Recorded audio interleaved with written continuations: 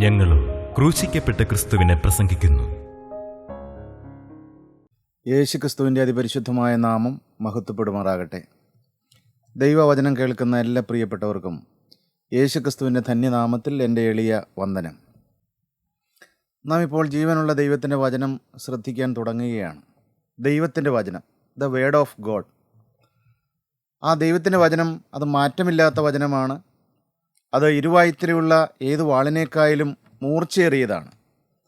അതാണ് ദൈവത്തിൻ്റെ വിശുദ്ധ വചനം എന്ന് പറയുന്നത്. ദൈവത്തിൻ്റെ വചനം, ദ ഹോളി ബൈബിൾ, വിശുദ്ധ വേദപുസ്തകം. ബൈബിൾ ഒരു മതഗ്രന്ഥമല്ല, മറിച്ച് അതൊരു മഹൽ ഗ്രന്ഥമാണ്. അതൊരു ദിവ്യഗ്രന്ഥമാണ്. അത് ദൈവത്തിൻ്റെ വചനമാണ്. ദൈവം മനുഷ്യനോട് സംസാരിക്കാൻ ദൈവം ഉപയോഗിക്കുന്ന ഒരു മുഖാന്തരമാണ് ദൈവത്തിൻ്റെ വചനം എന്ന് പറയുന്നത്.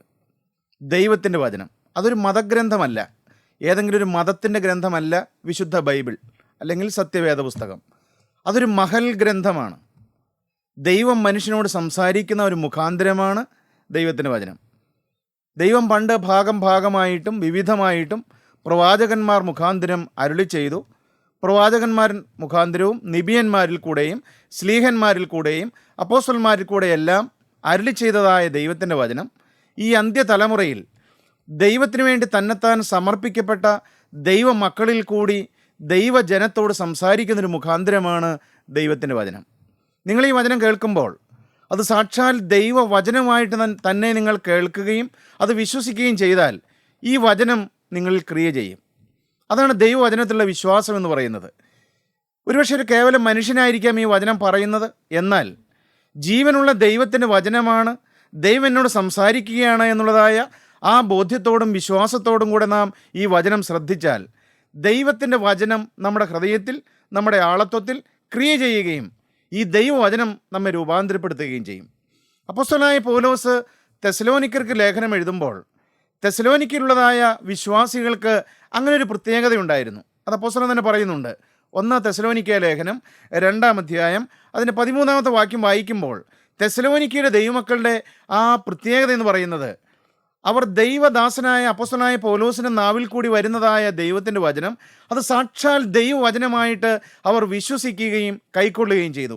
നമുക്ക് ആ വാക്യം ഒന്ന് വായിച്ച് കേൾക്കാം. ഞങ്ങൾ പ്രസംഗിച്ച ദൈവവചനം ഞങ്ങൾ പ്രസംഗിച്ചതായ ദൈവവചനം നിങ്ങൾ കേട്ടു. മനുഷ്യന്റെ വചനമായിട്ടല്ല സാക്ഷാൽ ആകുന്നത് പോലെ ദൈവവചനമായിട്ട് തന്നെ കൈക്കൊണ്ടതിനാൽ ദൈവവചനമായിട്ട് നിങ്ങൾ കൈക്കൊണ്ടതിനാൽ ഞങ്ങൾ ദൈവത്തെ ഇടപെടാതെ സ്തുതിക്കുന്നു. അപ്പോസ്തലൻ ദൈവത്തെ സ്തുതിക്കുകയാണ്. കാരണം സാക്ഷാൽ ദൈവവചനമായിട്ടാണ് തെസ്സലോനിക്കയിലുള്ളതായ ദൈവമക്കൾ ആ വചനം ശ്രദ്ധിച്ചതും ആ വചനം കേട്ടതും ആ വചനം വിശ്വസിക്കാനിടയായതും. അതുകൊണ്ട് എന്തവർക്ക് അനുഭവമായത്? വിശ്വസിക്കുന്ന നിങ്ങളിൽ അത് വ്യാപരിച്ചു കൊണ്ടിരിക്കുന്നു. സാക്ഷാൽ ദൈവവചനമായിട്ട് നിങ്ങൾ കേൾക്കുകയും വിശ്വസിക്കുകയും ചെയ്തതുകൊണ്ട് ഈ വചനം അവരുടെ ജീവിതത്തിൽ വ്യാപരിച്ചു കൊണ്ടിരുന്നു. ഈ വചനം പ്രവർത്തിച്ചു കൊണ്ടിരുന്നു. പ്രിയപ്പെട്ടവരെ, നാം ഈ വചനം കേൾക്കുമ്പോൾ ദൈവത്തിൻ്റെ വചനമായിട്ട് നാം അത് വിശ്വസിക്കുകയും കൈക്കൊള്ളുകയും ചെയ്താൽ ഈ ദൈവത്തിൻ്റെ വചനം നമ്മുടെയും ജീവിതത്തിൽ വ്യാപരിച്ചു കൊണ്ടിരിക്കും. ഈ വചനം നമ്മളിൽ പ്രവർത്തിച്ചുകൊണ്ടിരിക്കും. ഈ വചനം നമ്മെ രൂപാന്തരപ്പെടുത്തിക്കൊണ്ടിരിക്കും. ഈ വചനം നമ്മെ ശുദ്ധീകരിച്ചുകൊണ്ടിരിക്കും.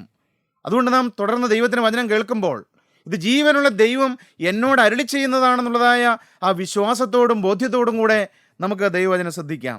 എബ്രായ ലേഖനം 11-ാം അധ്യായം 24 മുതലുള്ളതായ ഏതാനും ചില വാക്യങ്ങൾ നമുക്ക് വായിച്ചു കേൾക്കാം. വിശ്വാസത്താൽ മോശെ താൻ വളർന്നപ്പോൾ പാപത്തിന്റെ തൽക്കാല ഭോഗത്തെക്കാളും ദൈവജനത്തോടുകൂടെ കഷ്ടം അനുഭവിക്കുന്നത് തെരഞ്ഞെടുത്തു.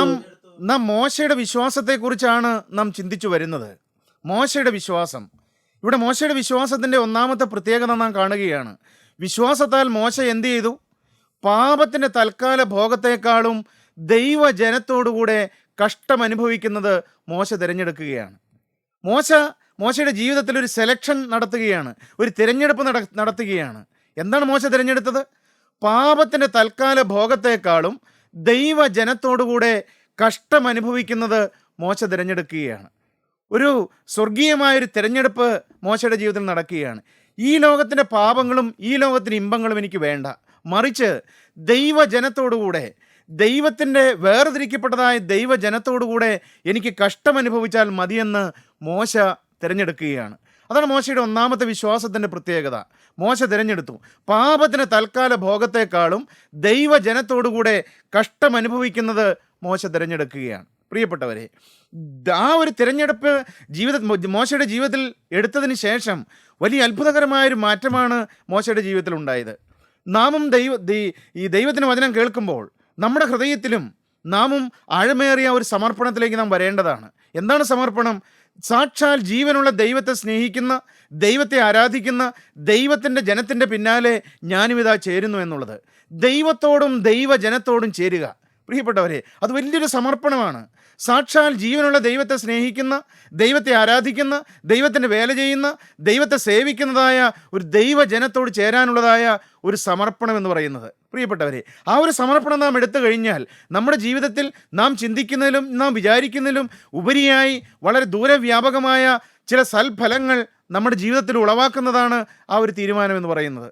പ്രിയപ്പെട്ടവരെ, നമുക്കറിയാം പഴയ നിയമത്തിൽ രൂത്ത് എന്ന് പറയുന്നതായ ഒരു പെൺകുട്ടിയുണ്ട്. രൂത്ത്, അവൾ മോവാബ് ദേശക്കാരിയാണ്. മോവാബ് ദേശത്ത് ജനിച്ചു വളർന്നവളാണ് ഈ രൂത്ത്.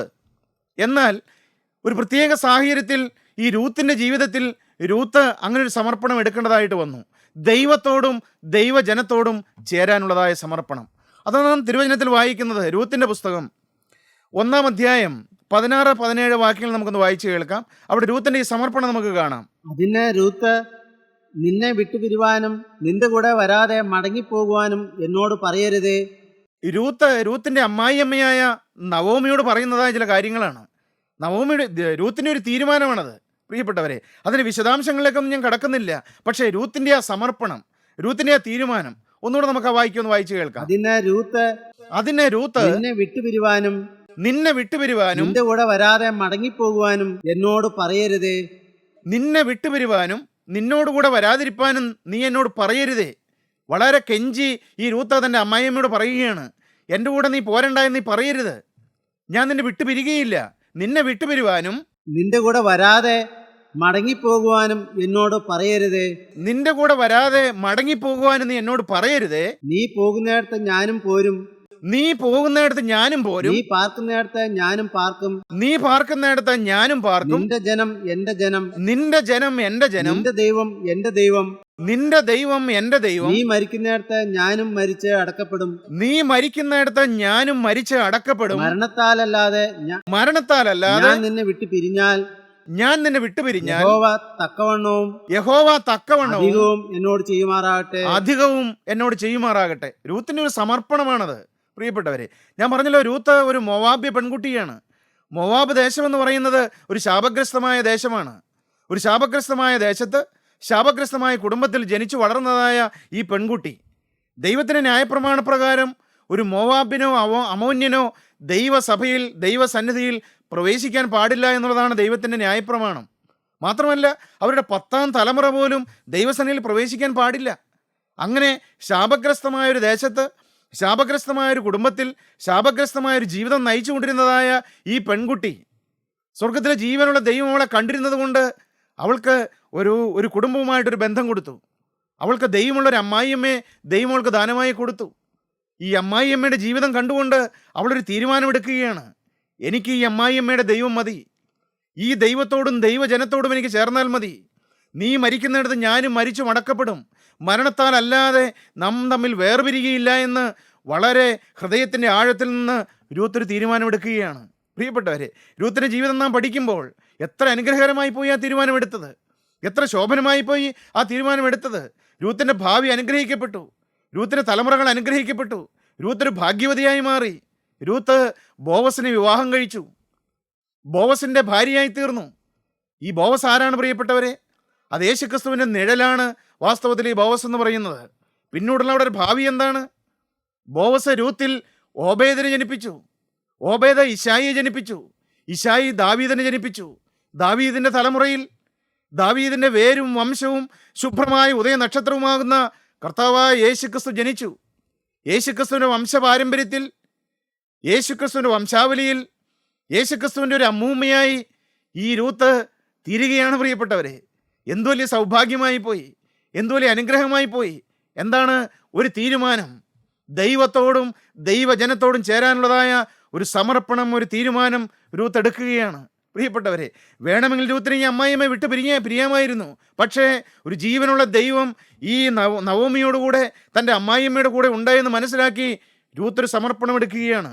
ദൈവത്തോടും ദൈവജനത്തോടും ചേരുവാനുള്ളതായ ഒരു സമർപ്പണം. പ്രിയപ്പെട്ടവരെ, നിങ്ങൾ ഈ വാക്കുകൾ കേട്ടുകൊണ്ടിരിക്കുമ്പോൾ, നിങ്ങൾ എവിടെ ഇരുന്നുകൊണ്ട് കേട്ടുകൊണ്ടിരുന്നാലും, നിങ്ങൾ ആരാണെങ്കിലും ശരി, നിങ്ങളുടെ ഹൃദയത്തിൽ അങ്ങനെ ഒരു തീരുമാനം എടുക്കാമോ?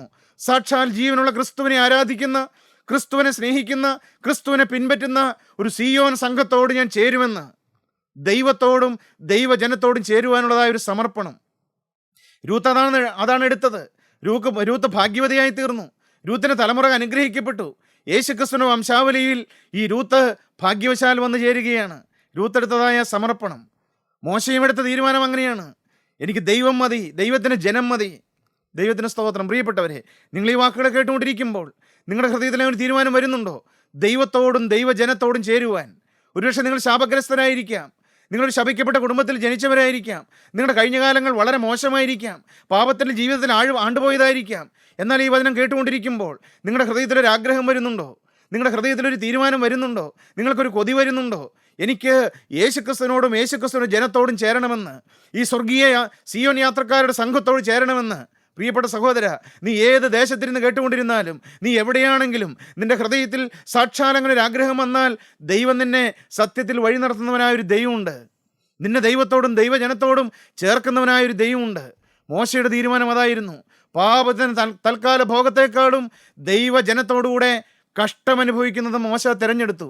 25-ാം വാക്യത്തിൽ അടുത്ത വാക്യം നമുക്കൊന്ന് വായിച്ചു കേൾക്കാം. അവിടെ എന്താണ് മോശയുടെ മറ്റൊരു തീരുമാനം നമുക്ക് കാണാം. എബ്രായ ലേഖനം 11-ാം അധ്യായം 25-ാമത്തെ വാക്യം. പ്രതിഫലം നോക്കിയതുകൊണ്ട് ഫറവോന്റെ പുത്രിയുടെ മകൻ എന്ന് വിളിക്കുന്നത് നിരസിക്കുകയും മിസ്രൈമിലെ നിക്ഷേപങ്ങളെക്കാൾ ക്രിസ്തുവിന്റെ നിന്ന വലിയ ധനം എന്ന് എണ്ണുകയും ചെയ്തു. പ്രിയപ്പെട്ടവരെ, ഇവിടെ മോശയുടെ മറ്റൊരു തീരുമാനമാണ് നാം കാണുന്നത്.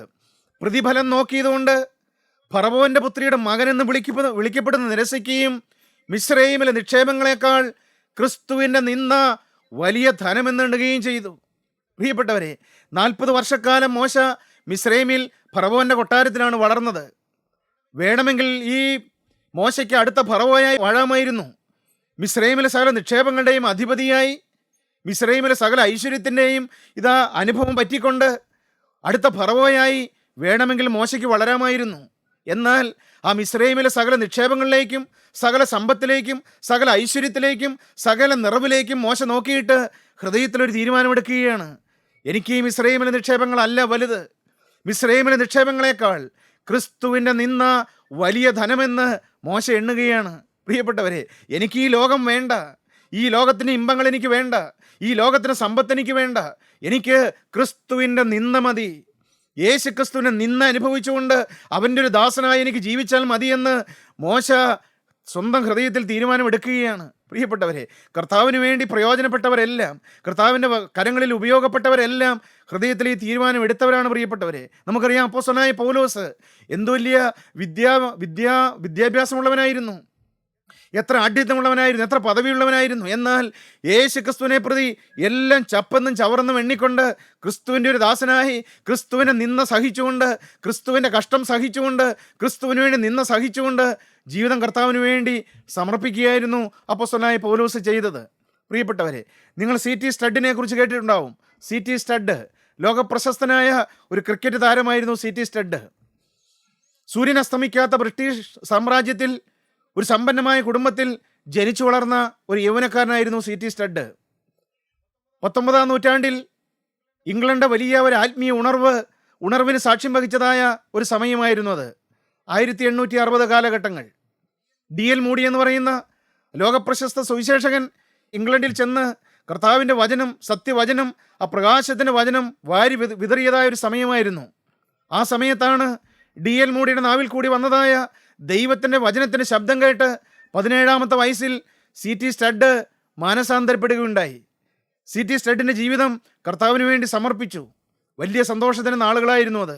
ആ സമയത്ത് തന്നെ ഇംഗ്ലണ്ടിലെ വളരെ പ്രശസ്തമായ യൂണിവേഴ്സിറ്റിയിൽ പഠിച്ചുകൊണ്ടിരിക്കുകയായിരുന്നു CT സ്റ്റഡും തൻ്റെ 2 സഹോദരന്മാരും.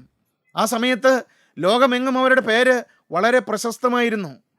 അന്ന് ഇംഗ്ലണ്ടിലെ ക്രിക്കറ്റ് ടീമിൻ്റെ ക്യാപ്റ്റനായിരുന്നു ഇവർ 3 പേരും പല സമയങ്ങളിലായി.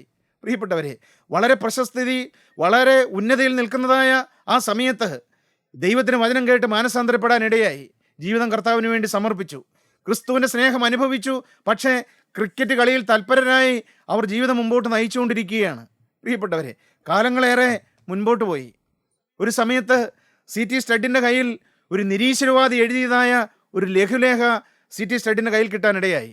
അതിൽ ഇപ്രകാരമാണ് ആ നിരീശ്വരവാദി എഴുതി വച്ചിരിക്കുന്നത്: യേശുക്രിസ്തു സാക്ഷാൽ ദൈവമാണെന്ന് എൻ്റെ ഹൃദയത്തിൽ എനിക്കൊരു ബോധ്യം കിട്ടിയാൽ ഞാൻ എൻ്റെ ആയുസ് ഈ യേശുക്രിസ്തുവിന് വേണ്ടി ചെലവഴിക്കും.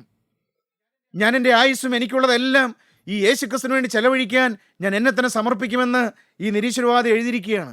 വീണ്ടും അദ്ദേഹം എഴുതിയിരിക്കുകയാണ്: യേശുക്രിസ്തു സത്യമായിട്ടും ദൈവമാണെന്ന് എനിക്കൊരു ബോധ്യം കിട്ടിയാൽ ഞാനൊരു ഭ്രാന്തനെ പോലെ ഈ തെരുവുകളിലെല്ലാം അലഞ്ഞു തിരിഞ്ഞ് യേശുക്രിസ്തു ജീവിക്കുന്നുവെന്നും നിങ്ങൾ നിങ്ങളുടെ ആത്മാവ് നഷ്ടപ്പെടുത്തി കളയരുതെന്നും യേശുക്രിസ്തു നിങ്ങൾക്ക് വേണ്ടി മരിച്ചുവെന്നും നിങ്ങൾ അവനിൽ വിശ്വസിച്ചാൽ നിങ്ങൾക്ക് രക്ഷയുണ്ടായെന്നും ഞാൻ ഈ ഒരു ഭ്രാന്തനെ പോലെ ഈ ദേശങ്ങളിലെല്ലാം അലഞ്ഞു തിരിഞ്ഞ് ഞാൻ നടന്ന യേശുക്രിസ്തുവിന്റെ സുവിശേഷം അറിയിക്കുമെന്ന് ഈ നിരീശ്വരവാദി എഴുതി വച്ചിരിക്കുകയാണ്. പ്രിയപ്പെട്ടവരെ, ഈ വാക്കുകൾ CT സ്റ്റഡിൻ്റെ ഹൃദയത്തെ ചലിപ്പിച്ചു. CT സ്റ്റഡ് ചിന്തിച്ചു, ഞാൻ എന്താണ് എൻ്റെ യേശുവിന് വേണ്ടി ചെയ്തത്? അവനെന്നെ വീണ്ടെടുത്തല്ലോ, അവനെനിക്കൊരു മാനസാന്തരം തന്നല്ലോ, ഞാൻ അവന് വേണ്ടി എന്ത് ചെയ്തു? പ്രിയപ്പെട്ടവരെ, അങ്ങനെയാണ് CT സ്റ്റഡ് ജീവിതത്തിലൊരു തീരുമാനമെടുത്ത് കർത്താവിന് വേലയ്ക്ക് വേണ്ടി ജീവിതം സമർപ്പിച്ചു. അന്ന് ചൈന ഇന്ത്യൻ മിഷൻ എന്ന് പറയുന്ന ഒരു സുവിശേഷ സംഘടനയിൽ ചേർന്ന് ഏതാണ്ട് 10 വർഷക്കാലം CT സ്റ്റഡ് ചൈനയിൽ കർത്താവിന് വേല ചെയ്തു. അനേകം ആത്മാക്കളെ കർത്താവിന് വേണ്ടി ആദായപ്പെടുത്തി. പ്രിയപ്പെട്ടവർ, എന്നാൽ ഏതാണ്ട് 10 വർഷം കഴിഞ്ഞപ്പോൾ തൻ്റെ ശാരീരികമായ ചില അസ്വസ്ഥതകൾ മൂലം അദ്ദേഹത്തിന് ഇംഗ്ലണ്ടിലേക്ക് മടങ്ങിപ്പോരേണ്ടി വന്നു. അതിനുശേഷം CT സ്റ്റഡ് നമ്മുടെ ഈ ഇന്ത്യയിൽ വന്ന് ഏതാണ്ട് 6 വർഷക്കാലം തമിഴ്നാട്ടിൽ ഊട്ടിയിൽ അവിടെ കുടുംബമായി താമസിച്ച് ഇവാഞ്ചലിക്കൽ ചർച്ചിൻ്റെ ഒരു സുവിശേഷകനായി നമ്മുടെ ഇന്ത്യയിലും അദ്ദേഹം വേല ചെയ്തു. ഏതാണ്ട് 6 വർഷക്കാലം അനേക ആത്മാക്കളെ അങ്ങനെയും കർത്താവിൻ്റെ സന്നിധിയിലേക്ക് CT സ്റ്റഡ് നേടുകയുണ്ടായി. പ്രിയപ്പെട്ടവരെ, അതിനുശേഷം വീണ്ടും ഇംഗ്ലണ്ടിൽ CT സ്റ്റഡ് തിരിച്ചു ചെന്നു. ഇംഗ്ലണ്ടിൻ്റെ തെരുവിൽ കൂടി ഒരു ദിവസം യാത്ര ചെയ്തുകൊണ്ടിരിക്കുമ്പോൾ അദ്ദേഹത്തിൻ്റെ ശ്രദ്ധയിൽ ഒരു ബോർഡ് എഴുതി വെച്ചിരിക്കുന്നത് കണ്ടു. ഒരു ബോർഡ് എന്താണെന്നറിയാമോ? ആഫ്രിക്കയിലെ നരഭോജികൾക്ക് മിഷണറിമാരെ ആവശ്യമുണ്ട് എന്നുള്ളതായ ഒരു ബോർഡ്. ആഫ്രിക്കയിലെ നരഭോജികൾക്ക് മിഷണറിമാരെ ആവശ്യമുണ്ട്. പ്രിയപ്പെട്ടവരെ, അദ്ദേഹം ചിന്തിച്ചു. അതിനെക്കുറിച്ച് ചിന്തിച്ചുകൊണ്ടിരിക്കുമ്പോൾ ഒരു ദൈവശബ്ദം അദ്ദേഹത്തിൻ്റെ ഹൃദയത്തിൽ മുഴങ്ങുന്നതായിട്ട് CT സ്റ്റഡിന് അനുഭവപ്പെട്ടു. എന്താണ് ആ ദൈവശബ്ദം? ഞാൻ ആരെ അയക്കേണ്ടു, ആർ എനിക്ക് വേണ്ടി പോകുമെന്നുള്ളതായ ഒരു ദൈവശബ്ദം CT സ്റ്റഡിൻ്റെ ഹൃദയത്തിൽ ഇങ്ങനെ ദൈവശബ്ദമായി മുഴങ്ങിക്കൊണ്ടിരുന്നു. പ്രിയപ്പെട്ടവരെ, CT സ്റ്റഡ് വേറെ ഒന്നും ചിന്തിച്ചില്ല. ആ ദൈവശബ്ദത്തിന് മുമ്പിൽ CT സ്റ്റഡ് തന്നെത്താൻ സമർപ്പിച്ചു. അടിയനെ അയക്കണമേ എന്നുള്ളൊരു സമർപ്പണം എടുത്തു. പ്രിയപ്പെട്ടവരെ, അങ്ങനെ CT സ്റ്റഡ് ആഫ്രിക്കയിൽ നരഭോജികളുടെ ഇടയിൽ പോയി ഏതാണ്ട് 20-ലേറെ വർഷങ്ങൾ ആഫ്രിക്കൻ വനാന്തരങ്ങളിൽ അദ്ദേഹം കർത്താവിൻ്റെ വേല ചെയ്തു. കർത്താവിൻ്റെ ജീവൻ്റെ സുവിശേഷം അറിയിച്ചു. അനേക നരഭോജികൾ മിഷണറിമാരായി മാറി. പ്രിയപ്പെട്ടവരെ, ഏതാണ്ട് നീണ്ട 20 വർഷക്കാലം ആ വനാന്തരങ്ങളിൽ അദ്ദേഹം ഒരു കൊച്ചു കുടിലിൽ അദ്ദേഹം തന്നെ മണ്ണുകൊണ്ടുണ്ടാക്കിയതായ, ഓല കൊണ്ട് മേഞ്ഞതായ, പുല്ലുകൊണ്ട് മേഞ്ഞതായ ആ കുടിലിൽ അദ്ദേഹം 20 വർഷക്കാലം ജീവിച്ച് യേശുക്രിസ്തുവിൻ്റെ മാറ്റമില്ലാത്ത സുവിശേഷം അവർക്ക് പറഞ്ഞു കൊടുത്തു. അനേകർ നരഭോജികളായിരുന്നവർ, മാംസഭോജികളായിരുന്നവർ അനേകർ യേശുക്രിസ്തുവിന് മിഷണറിമാരായി മാറി. യേശുക്രിസ്തുവിൻ്റെ സുവിശേഷം അവരവരെ അറിയിക്കുകയുണ്ടായി. പ്രിയപ്പെട്ടവരെ, CT സ്റ്റഡ് താമസിച്ചതായ ആ ചെറിയ കുടിലിന് അദ്ദേഹം ഇട്ടിരിക്കുന്ന പേരെന്താണെന്നറിയാമോ?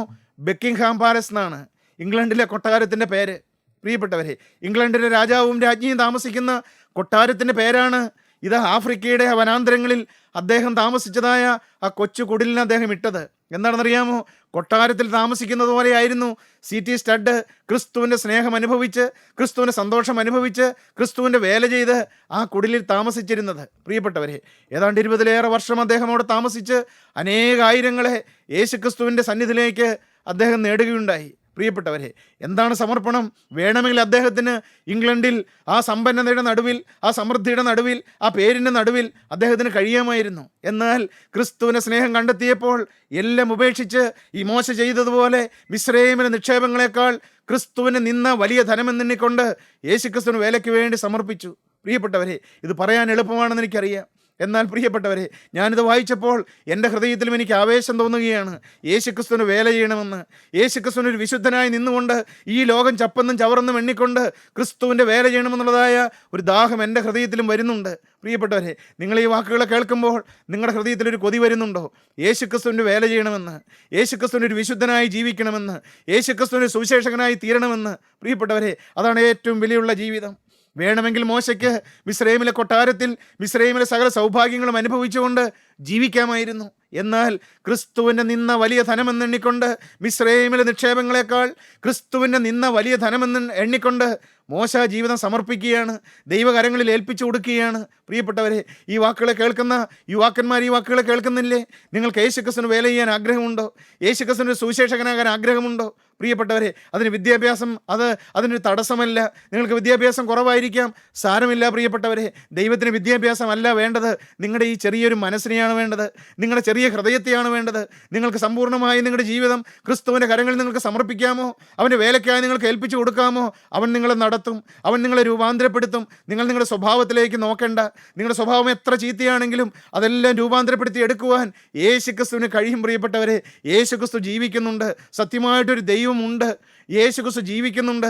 അവൻ നമ്മെ സ്നേഹിക്കുന്നുണ്ട്. അവൻ ഇന്ന് ഈ വചനം കേട്ടുകൊണ്ടിരിക്കുമ്പോൾ അവൻ്റെ വേലയ്ക്ക് വേണ്ടി നിങ്ങളെ വിളിക്കുകയാണ്. അവൻ്റെ വേലക്കാരാകാൻ നിങ്ങളെ വിളിക്കുകയാണ്. പ്രിയപ്പെട്ട സഹോദര, പ്രിയപ്പെട്ട സഹോദരി, നിൻ്റെ ആയിരിക്കുന്ന സാഹചര്യത്തിൽ നിന്നുകൊണ്ട് യേശുക്രിസ്തുവിന് വേല ചെയ്യാൻ നിനക്ക് മനസ്സുണ്ടോ? നിനക്കതിന് ആഗ്രഹമുണ്ടോ? നിനക്കതിന് താല്പര്യമുണ്ടോ? യേശു നിന്നെ വിളിക്കുകയാണ്. നിനക്ക് നിൻ്റെ ജീവിതം യേശുവിന് വേണ്ടി കൊടുക്കാമോ? നിൻ്റെ ഭാവി അവനെ ഏൽപ്പിക്കാമോ? അവനത് മനോഹരമാക്കി തരും. പ്രിയപ്പെട്ടവർ, അടുത്ത വാക്യം 26-ാമത്തെ വാക്യം എന്താണ്? മിസ്രൈമിലെ നിക്ഷേപങ്ങളെക്കാൾ ക്രിസ്തുവിന്റെ നിന്ന വലിയ ധനം എന്ന് എണ്ണുകയും ചെയ്തു. വിശ്വാസത്താൽ അവൻ അദൃശ്യ ദൈവത്തെ കണ്ടതുപോലെ ഉറച്ചു വിശ്വാസത്താൽ മോശ അദൃശ്യനായ ദൈവത്തെ കണ്ടതുപോലെ ഉറച്ചു നിൽക്കിയാൽ രാജാവിന്റെ കോപം ഭയപ്പെടാതെ മിസ്രൈം വിട്ടുപോന്നു. മോശയുടെ വിശ്വാസത്തിന്റെ അടുത്ത പ്രത്യേകതയാണ്, അദൃശ്യനായ ദൈവത്തെ കണ്ടതുപോലെ മോശ ഉറച്ചു നിന്നു. ഒരു അദൃശ്യനായ ദൈവം. പ്രിയപ്പെട്ടവരെ, നമ്മുടെ ആരുടെയും ഈ നഗ്നമായ നേത്രങ്ങൾ കൊണ്ട് ജീവനുള്ള ദൈവത്തെ കാണാൻ സാധ്യമല്ല. എന്നാൽ ദൈവത്തിൻ്റെ സാന്നിധ്യം നമുക്ക് അനുഭവിക്കാൻ കഴിയും. പ്രിയപ്പെട്ടവരെ, കർത്താവ് നമ്മുടെ അടുത്തിരിക്കുന്നത്, കർത്താവ് നമ്മുടെ അടുത്ത് വരുന്നത്, കർത്താവ് നമ്മുടെ കണ്ണുനീര് തുടയ്ക്കുന്നത്, കർത്താവ് നമ്മുടെ ഹൃദയത്തെ ആശ്വസിപ്പിക്കുന്നത്, കർത്താവ് നമ്മുടെ കരുത്തിൽ പിടിക്കുന്നത്, കർത്താവ് നമ്മുടെ കൂടെ നടക്കുന്നത് നമുക്ക് അനുഭവിക്കാൻ. പ്രിയപ്പെട്ടവരെ, അത് ഈ തലമുറയിൽ സാധ്യമാണ്.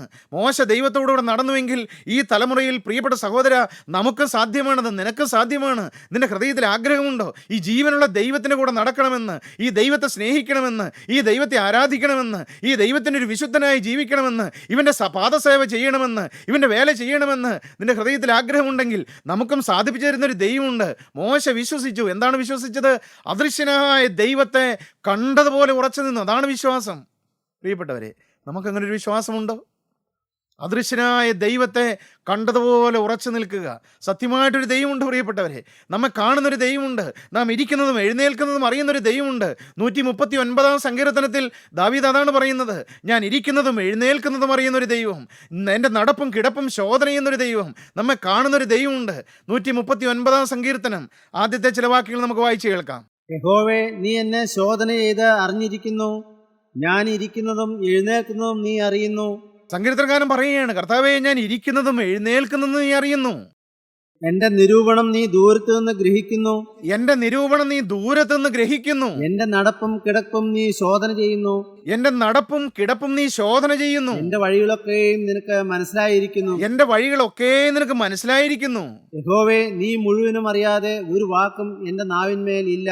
ദൈവമേ, നീ മുഴുവനും അറിയാതെ ഒരു വാക്കും എന്റെ നാവിന്മേലില്ല. നീ മുമ്പും പിമ്പും എന്നെ അടച്ച് നിന്റെ കൈ എന്റെ മേൽ വച്ചിരിക്കുന്നു. ഈ പരിജ്ഞാനം എനിക്ക് അത്യത്ഭുതമാകുന്നു. എനിക്ക് ഗ്രഹിച്ചുകൂടാതവണ്ണം ഉന്നതമായിരിക്കുന്നു. നിന്റെ ആത്മാവിനെ ഒളിച്ച് ഞാൻ എവിടേക്ക് പോകും? സങ്കീർത്തനക്കാരൻ ചോദിക്കുകയാണ്, ദൈവമേ, നിന്റെ ആത്മാവിനെ ഒളിച്ച് ഞാൻ എവിടേക്ക് പോകും? തിരുസന്നിധി വിട്ട് ഞാൻ എവിടേക്ക് ഓടും? ഞാൻ സ്വർഗത്തിൽ കയറിയാൽ നീ അവിടെയുണ്ട്. പാതാളത്തിൽ എന്റെ കിടക്ക വിരിച്ചാൽ നീ അവിടെയുണ്ട്. അവിടെയും നിന്റെ കണ്ണെന്നെ കണ്ടുകൊണ്ടിരിക്കും. പ്രിയപ്പെട്ടവരെ, സത്യമായിട്ടൊരു ദൈവമുണ്ട്.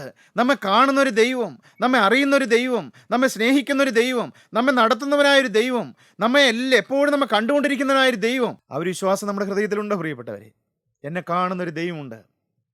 എന്നെ അറിയുന്നൊരു ദൈവമുണ്ട്. എന്നെ വിശദാംശങ്ങളിൽ അറിയുന്നൊരു ദൈവമുണ്ട്.